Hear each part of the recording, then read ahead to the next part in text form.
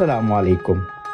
پیش خدمت ہے انڈین رائٹر مشرف عالم ذوقی کا شہرہ آفاق ناول لے سانس بھی آہستہ، پیشکش national audio library for the blind. یاد رہے یہ کتاب صرف بالغ افراد کے لیے ہے، بچے اسے ہرگز نہ سنیں۔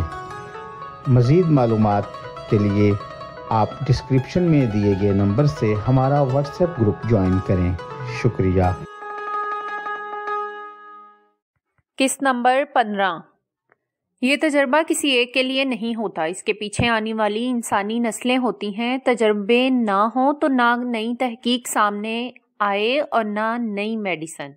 ڈاکٹر ابھیتوش میرے فکر مند چہرے کو دیکھ رہا تھا۔ کچھ بچے پیدائشی ذہنی معذور نہیں ہوتے، پھر بھی پیدائش کے کچھ دنوں بعد یا جوانی میں پہنچنے کے بعد بھی وہ اینگزائٹی کا شکار ہو جاتے ہیں۔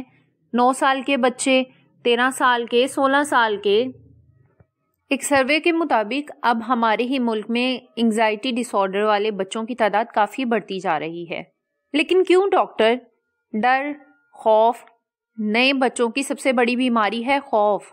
ایک اندیکھا خوف انہیں جکڑتا چلا جاتا ہے۔ کچھ ماں باپ بے حد پیار کرتے ہوئے بھی اپنے بچوں کے اندر کے اس خوف کو نہیں جان پاتے، یا بچے جب ان کے سامنے ہوتے ہیں تو وہ اس خوف سے الگ ہوتے ہیں، مگر ذرا بھی تنہائی کا احساس انہیں دوبارہ خوف کے چنگل میں قید کر دیتا ہے۔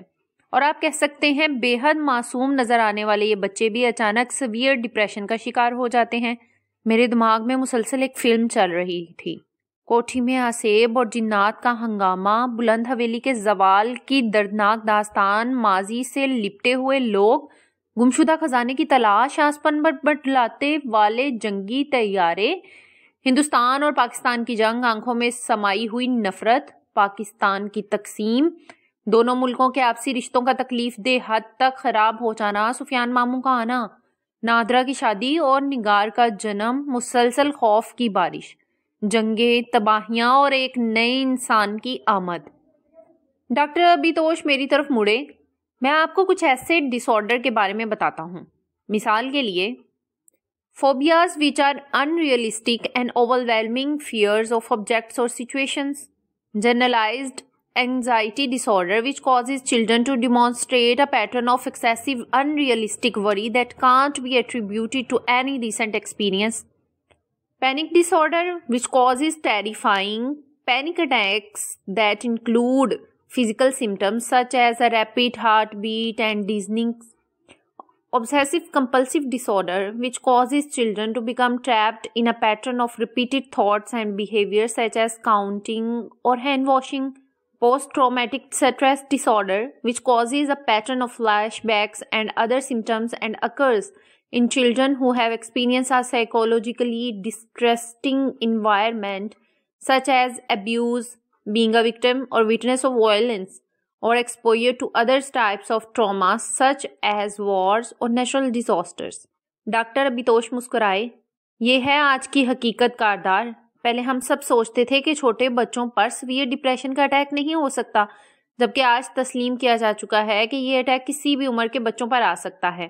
اب آپ نگار کو ہی لیجئے، میں آپ کو سمجھاتا ہوں کہ ایموشنل اٹیک کی کیا کیا قسمیں ہوتی ہیں۔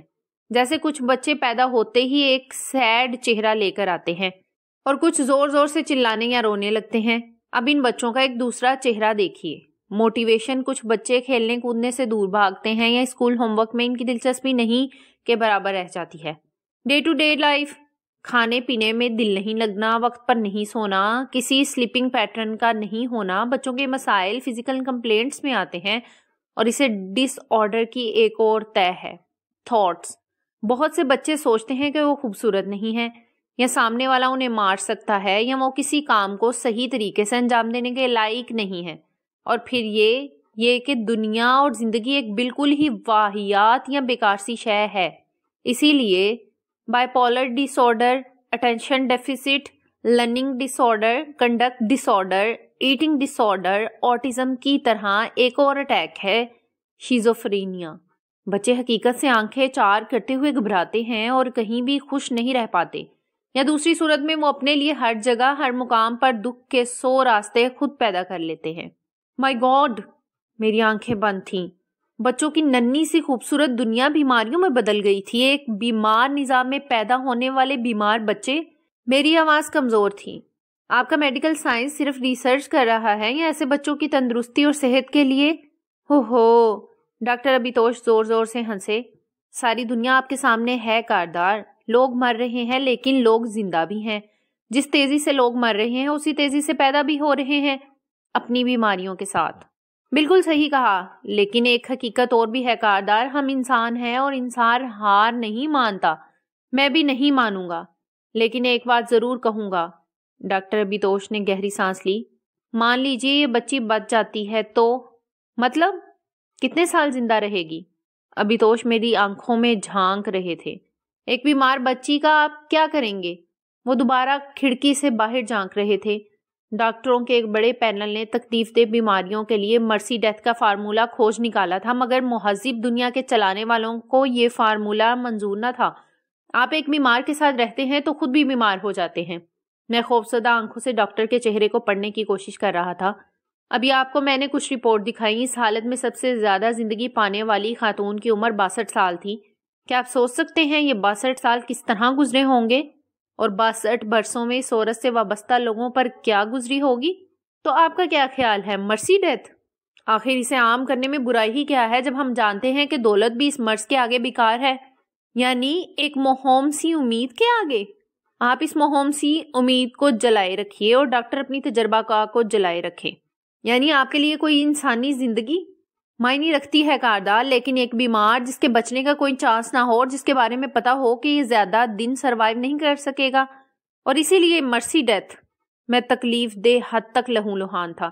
چلیے ایک دن مہذب دنیا کے لوگوں کو عقل آ جائے گی اور وہ اس مرسی ڈیتھ کو قبول کر لیں گے. میں جانے کے لیے اٹھ کھڑا ہوا تھا. یہ national audio library for the blind کی آواز ہے.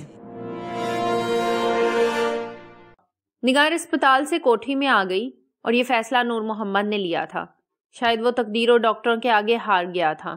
میں دیکھ رہا تھا ادھر کئی دنوں سے اس پر چڑچڑا پن حاوی ہوتا جا رہا تھا. وہ ذرا ذرا سی بات پر چیخ اٹھتا. سفیان ماموں اور مومانی سے بھی وہ زیادہ باتیں نہیں کرتا تھا. ہاں، کوٹھی میں لانے سے پہلے میری اس سے مختصر گفتگو ہوئی تھی. جیسے اس نے کہا تھا، میں نے اب فیصلہ کر لیا ہے، میں نگار کو کوٹھی لے آؤں گا، لیکن اگر ڈاکٹر اجازت دیں گے تب نا. نہیں، ڈاکٹر کے لیے میری بیٹی صرف ایک تجربہ ہے. میں اپنی بیٹی کو ان کی تجربہ گاہ کی بھینٹ نہیں چڑھنے دوں گا. دونوں صورتوں میں اس کا لہجہ سخت تھا. اگر وہ زندہ رہتی ہے یا پھر خدا نے اس کی قسمت میں اتنی عمر لکھی ہے تب بھی میں اسے کوٹھی لے آؤں گا. پھر کیا کرو گے؟ وہ میں نے سوچ لیا ہے. اس کی آنکھیں خلا میں دیکھ رہی تھی. اور میں جانتا ہوں آپ ان باتوں کو تسلیم نہیں کرتے. مثلاً جیسے میں یہ کہوں کہ اب مجھے ان ڈاکٹروں پر بھروسہ نہیں رہ گیا. ہو سکتا ہے ڈاکٹر تمہاری بیٹی کے مرض کی تشخیص اب تک نہیں کر پائے ہوں. کبھی کبھی وقت لگتا ہے. یہ تشخیص اب ان کے بس کا روگ نہیں ہے. مطلب؟ اس بار چونک کر میں نے اس کی طرف دیکھا تھا. تمہارے کہنے کا مطلب کہیں یہ تو نہیں یہی ہے کہ اب مجھے ان ڈاکٹروں پر بھروسہ نہیں رہا؟ وہی تو پوچھ رہا ہوں. پھر کیا کرو گے؟ وہ جو اب میرا دماغ کہتا ہے اور جس کے لیے اب تک میں خود سے لڑتا رہا، میں وہی کرنے جا رہا ہوں. اور میں جانتا ہوں بھیا آپ میری ان باتوں کو کبھی نہیں مانیں گے. میں اب بھی نہیں سمجھا. کچھ باتیں ڈاکٹروں کی پہنچ سے اوپر کی ہوتی ہیں. اسی طرح کچھ بیماریاں جو ڈاکٹروں کی سمجھ میں نہیں آ سکتی. میرا دماغ بھنا گیا تھا. میں اس کی طرف دیکھ رہا تھا. اس کا چہرہ جذبات سے عاری تھا.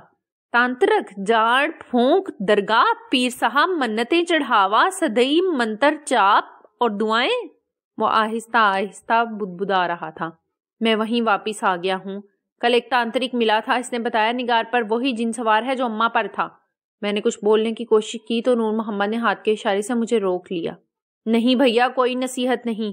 میں آپ کے میڈیکل سائنس سے ہار گیا. اب مجھے میرے دل کی بات سن دیجیے، ورنہ نگار کو کچھ ہو گیا تو مجھے زندگی بھر یہ بات پریشان کرے گی کہ میں ایک اچھا باپ ثابت نہیں ہوا. میں اس کے لیے اپنے دل کی آواز بھی نہیں بن سکا. ایک بے حد کمزور اخلاقیات جیسا کہ ایسے موقعوں پر ایک باپ کی ہو سکتی ہے. ایک باپ جو ساری زندگی خوشیوں کے لیے ترس گیا تھا، اور جب خوشیوں کے پھولوں کو چننے کا موسم آیا تو وہاں بھی خزاں رسیدہ موسم کی شروعات ہو چکی تھی.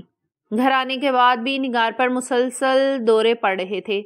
نادرا جیسے خاموش بت میں تبدیل ہو چکی تھی. نگار کا رونا شروع ہوتا تو پھر بند ہونے کا نام ہی نہیں لیتا. رونے کے ساتھ ہی اسے جھٹکے آنے لگتے. اور ایسا لگتا تھا جیسے اس کی سانسوں کی لڑیاں لمحے بھر میں ٹوٹ کر بکھر جائیں گی۔ 2 بار رقیہ اسے دیکھنے آئی، مگر دونوں بار وہ شان کو گھر ہی چھوڑ کر آئی تھی، کیونکہ کوٹھی کے آسیبی ماحول میں اب نگار کے رونے کی آواز کچھ رات میں بھیڑیے کے رونے کی آواز سے ملتی تھی۔ نادرا پھٹی پھٹی آنکھوں سے لیٹی لیٹی بس نگار کو دیکھ لیتی تھی۔ رقیہ نے محبت سے اسے 1-2 بار گود میں لینا چاہا تھا، مگر نگار کی ہچکیاں بن گئی۔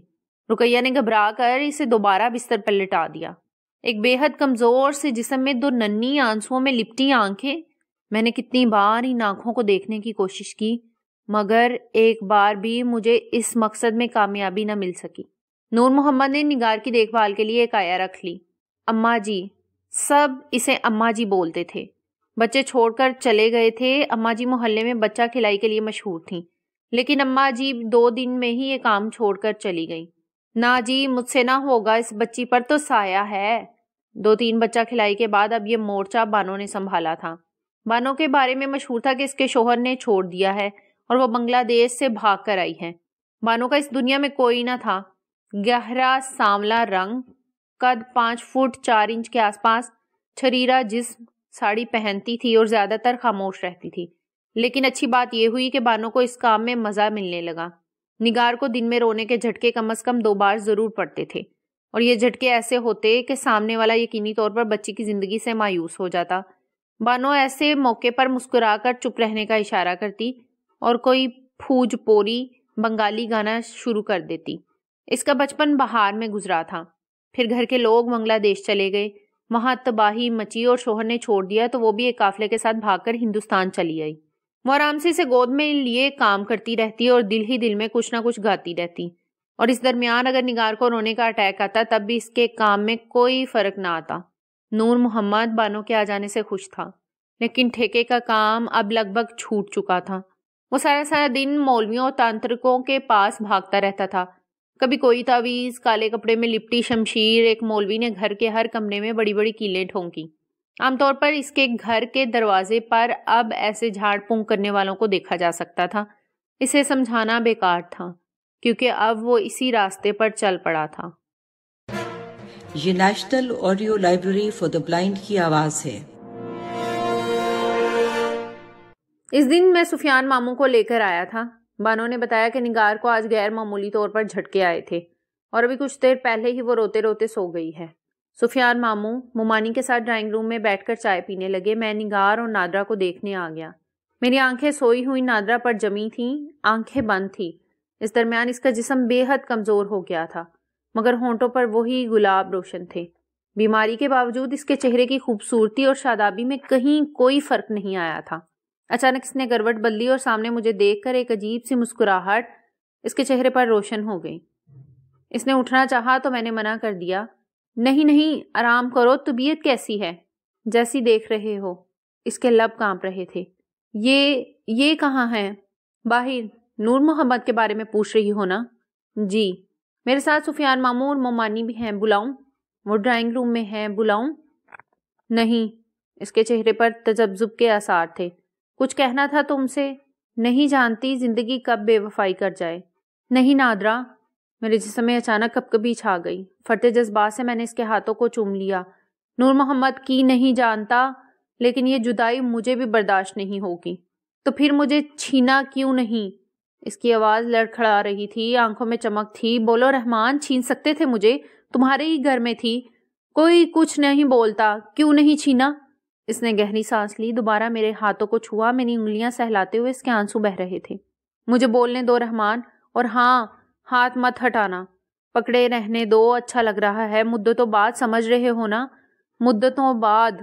تم نے تو خود سے ہی کاٹ دیا، ایک لڑکی کے احساس بھی نہیں سمجھ سکے تم، اور خود کو سب سے زیادہ ہوشیار سمجھتے رہے۔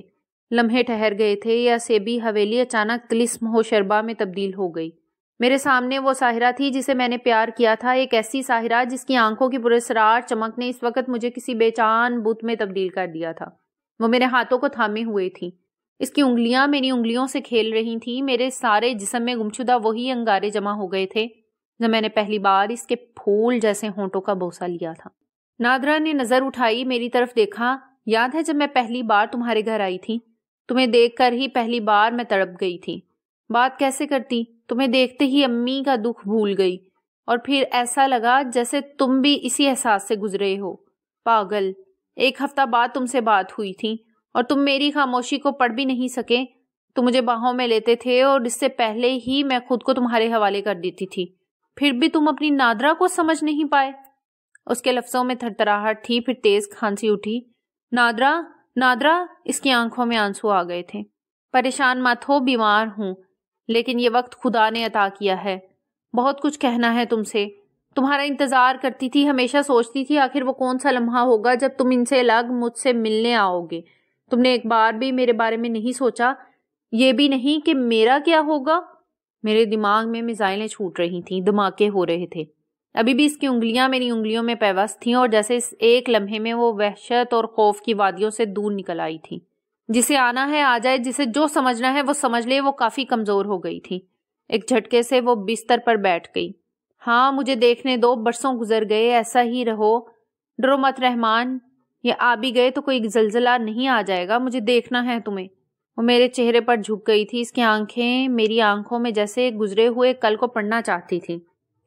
نادرا مسکرائی۔ چلو تسلی ہو گئی، تمہاری آنکھوں میں اب بھی میں ہوں، اور ہاں ابھی بھی تم بالکل ویسے ہی ہو، ذرا بھی نہیں بدلے، آج بھی اچھے لگتے ہو، اسمارٹ۔ وہ مسکرا رہی تھی، لیکن دوسرے ہی لمحے اس کے چہرے کی دھوپ کو فکر کی بدلیوں نے ڈھک لیا تھا۔ تم میرے کیوں نہیں ہو؟ بولو نا نادرا، کیوں نہیں ہو میرے؟ کمی کیا تھی مجھ میں؟ مانگ کیوں نہیں سکے مجھے؟ ابو تو لٹے لٹائے جان کی خیرات مانگنے پہنچے تھے تمہارے گھر، مانگا ہوتا تو آسانی سے مل جاتی۔ میں ہمیشہ سوچتی تھی تو اب مانگو گے مجھے، اب مانگو گے، مگر تم نے تو ایسا کیوں کیا رحمان؟ بولو کیوں کیا ایسا؟ میری آواز گنگ تھی، ہونٹ خاموش، جسم میں جیسے خون کا ایک قطرہ بھی نہیں، آواز کانپ رہی تھی۔ سب میں نے کیا نادرا یا تم نے؟ اچانک تم بدل گئی، یاد ہے تم نے کبھی محبت کا اظہار نہیں کیا، کچھ بھی نہیں بھولا میں، سب کچھ یاد ہے۔ پھر احساس ہوا کہ صرف میں ہی محبت کرتا ہوں تم سے، اور تم جو کچھ میرے ساتھ کرتی رہی بس وہ ایک نازک عمر سے جڑا احساس تھا، اور اسی لیے خاموش محبت کے باوجود کبھی تم سے پوچھنے کی ہمت بھی نہیں ہوئی کہ تم مجھ سے پیار بھی کرتی ہو یا نہیں۔ پیار کے لیے پوچھا نہیں جاتا، بولنا ضروری نہیں ہوتا رحمان، دل کے جذبے تو بس دل میں ہی سمجھ لیے جاتے ہیں۔ مجھے لگا شاید میرے دل کی زبان سے تم واقف ہوگے، لیکن اب آہستہ آہستہ تمہیں بولنے کی کوشش کر رہی ہوں۔ نادرا مسکرائی۔ مشکل یہ ہے کہ ہمارے یہاں اگلا جنم بھی نہیں ہوتا، اس جنم میں تو تمہیں بھولنے سے رہی، اور اگلا جنم ہوتا نہیں۔ اس بار اس کی آنکھیں ڈراؤنی لگ رہی تھیں، انگلیاں میری انگلیوں پر سخت ہو گئی تھی، آواز بھی بھاری تھی۔ مجھے کیوں نہیں مانگا؟ دیکھو میری بیٹی کو زندہ لاش لگتی ہے نا، ممکن ہے تمہاری ہو جاتی تو زندگی میں یہ وقت ہی نہیں آتا۔ کیوں نہیں چھینا مجھے؟ مار دوں گی تمہیں۔ اس نے گردن پر اپنی انگلیاں سخت کی اور دوسرے ہی لمحے پھوٹ پھوٹ کر رو پڑی۔ مار بھی تو نہیں سکتی تمہیں، تمہارا یہی احساس تو مجھے اب تک زندہ رکھے ہے رحمان، ورنہ یہ نادرا تو کب کی مر گئی ہوتی۔ میرے ہوش و حواس پر جیسے کوئی بجلی گری ہو۔ وہ مسکرا رہی تھی۔ کہیں تم یہ تو نہیں سمجھ رہے کہ میں نور سے پیار کرنے لگی تھی؟ ہاں۔ میں نے گہری سانس کھینچی۔ مجھے بھی بعد میں یہی احساس ہوا۔ پاگل تھے تم، اس کی کہانی میری جیسی تھی، اس نے بھی ماں کو کھو دیا تھا، میری بھی ماں نہیں تھی، بس ہمدردی تھی مجھے اس سے، سنا؟ وہ چیخیں۔ اور آج بھی ہمدردی ہے، میں پیار نہیں کرتی اسے، پیار صرف تم سے کیا، پیار صرف تم سے کرتی ہوں رحمان۔ تم کیوں نہیں سمجھ پائے مجھے؟ پوچھا کیوں نہیں ایک بار بھی کہ سچ کیا ہے؟ میں سب بتا دیتی۔ اس زمانے میں مجھے ابو سے نفرت ہو گئی تھی، بس کچھ بھی اچھا نہیں لگتا تھا۔ ابو شادی کرنے والے تھے اور میں اس شادی کے خلاف تھی۔ میں امی کو کیسے فراموش کر سکتی تھی؟ ابو میرا درد نہیں سمجھتے تھے، مگر تم تو سمجھتے تھے۔ ان دنوں میری دنیا اجڑ گئی تھی، تم تو سہارا بن سکتے تھے میرا۔ وقت ٹھہر گیا تھا۔ وان گوگ کی پینٹنگ جاگ گئی تھی، تتلی کی طرح ایک لڑکی کی چمکتی بولتی آنکھیں، اور یہ بولتی آنکھیں پوچھ رہی تھیں، بتاؤ تو وہ کیا ہے جو اچانک گوند کی طرح ہمیں ایک دوسرے سے چپکا دیتی تھی؟ زمان و مکان سے بے خبر، جنگ اور تباہیوں سے الگ، ہمیں کچھ اور سوچنے نہیں دیتی۔ بتاؤ تو وہ کیا ہے جو دھماکوں کے باوجود ہونٹوں پر مسکراہٹ لا دیتی ہے، اندھیرے کے باوجود آنکھوں میں چمک؟ وہ کیا ہے جو یاد کی رہ گزر پر آپ کو بے سہارا نہیں چھوڑتی، مرنے نہیں دیتی؟ اور پینٹنگ سے نکل کر چپکے سے اٹھ جانے والی تتلی کہتی ہے، محبت، یہ تو بس محبت ہے، اور اس پل اس لمحے صرف محبت کا خمار ہے، محبت کا نشہ، نہ روحیں نہ بدروہیں، نہ جناتی سایوں کا بسیرا، نہ ویران چھتوں پر گھومتی چمگادڑیں۔ ڈریکولا گم ہے۔ ویمپائر محبت کرنے والوں کو دیکھ کر جیسے اپنے آپ کو قید میں کر لیتے ہیں، اور یہاں چپکے سے محبت اپنی باہیں پھیلائے کھڑی ہے۔ شکوے روشن اور شکایتیں جاگ گئی ہیں۔ کیوں مرنے کے لیے چھوڑ دیا مجھے؟ کیوں نہیں بنے سہارا؟ میں گم ہو رہی ہوں رحمان۔ نادرا، خدا کے واسطے، میرے لفظوں میں تھر تھراہٹ ہے۔ کس کی نظر لگ گئی ہمارے پیار کو، یا تم سمجھ ہی نہیں پائے؟ میں نے تو پورا خود کو تمہارے حوالے کر دیا تھا، یاد ہے؟ اس نے چپکے سے میری انگلیوں کو چھوا، پھر ہونٹوں کو۔ یہ لمس آج بھی مجھ میں قید ہے۔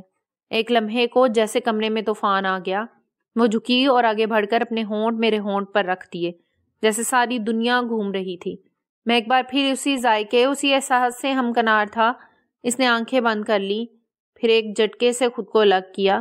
میں بری روح نہیں بننا چاہتی رحمان، اس لیے مجھے یہ بھی احساس نہیں ہے کہ تم پرائے ہو چکے ہو یا میں کسی اور کی ہو چکی۔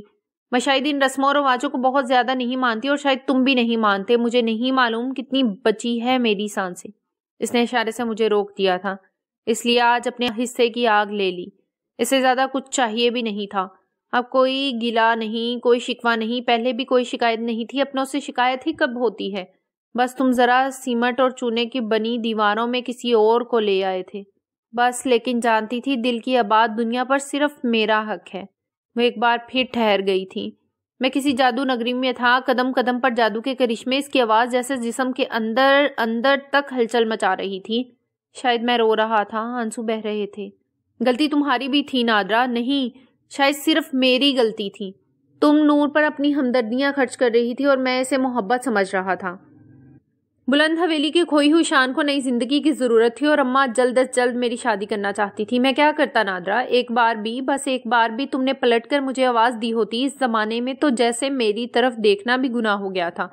میں محبت کی زبان کیسے سمجھتا نادرا؟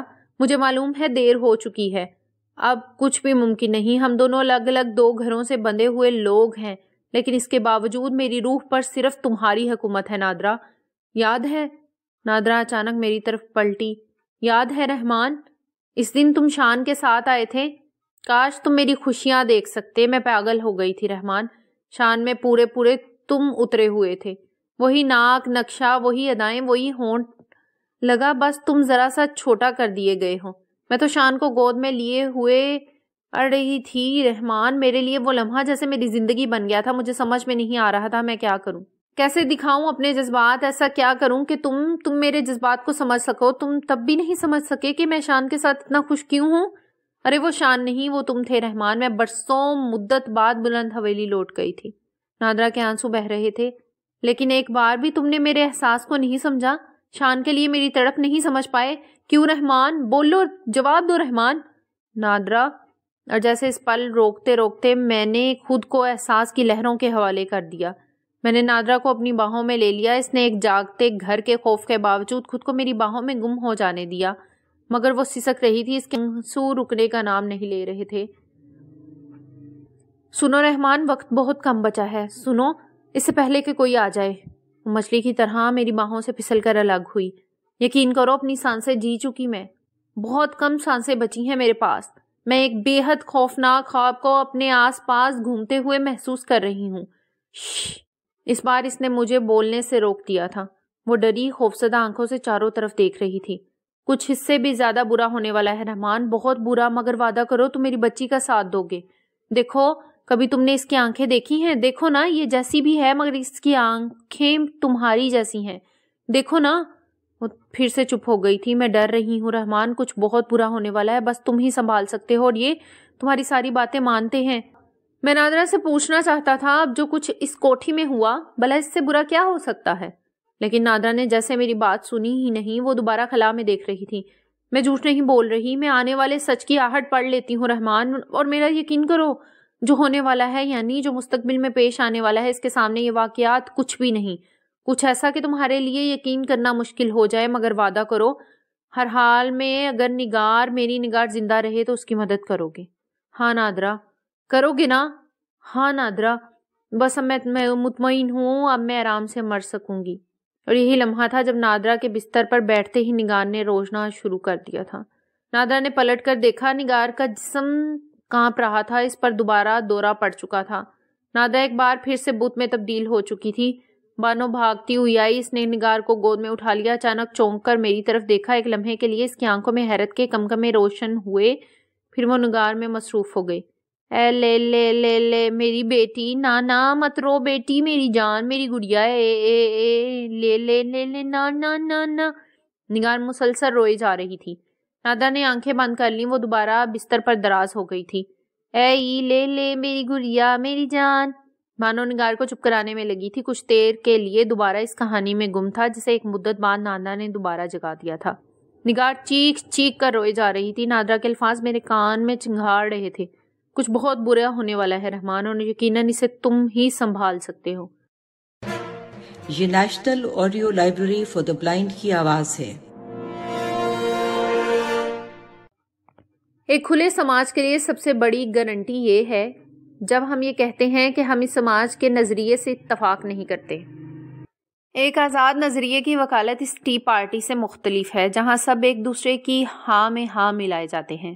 ایک بے حد کھلی کائنات کی آزادی کے لیے ضروری ہے کہ ہم فنون لطیفہ کو بھی آزاد ہوا میں سانس لینے کا موقع دیں۔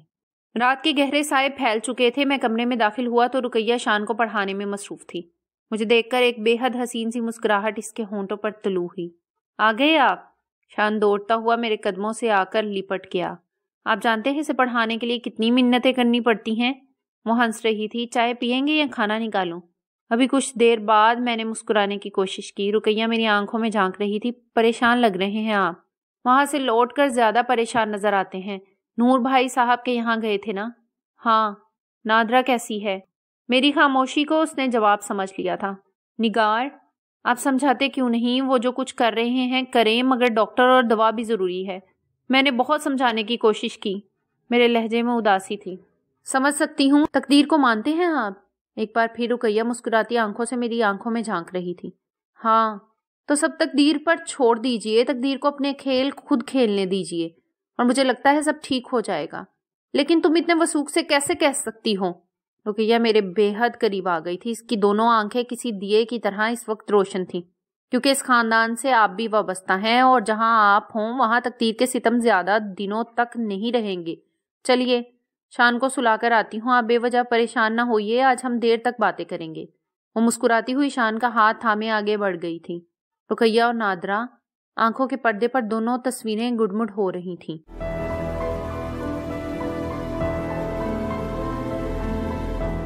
اگر آپ نے ہمارا چینل سبسکرائب نہیں کیا تو ابھی سبسکرائب کریں اور ساتھ ہی بیل آئیکن پر کلک کریں تاکہ ہماری نئی آنے والی بکس کی اپڈیٹس آپ کو ملتی رہیں۔ لائک کریں، شیئر کریں اور کمنٹس کر کے اپنی رائے کا اظہار کریں، اور یہ بھی بتائیں کہ آپ کو ہماری بکس کیسی لگتی ہیں۔ مزید معلومات اور ڈسکشن کے لیے ڈسکرپشن میں دیے گئے لنک پر کلک کر کے ہمارا واٹس ایپ گروپ جوائن کریں۔ شکریہ۔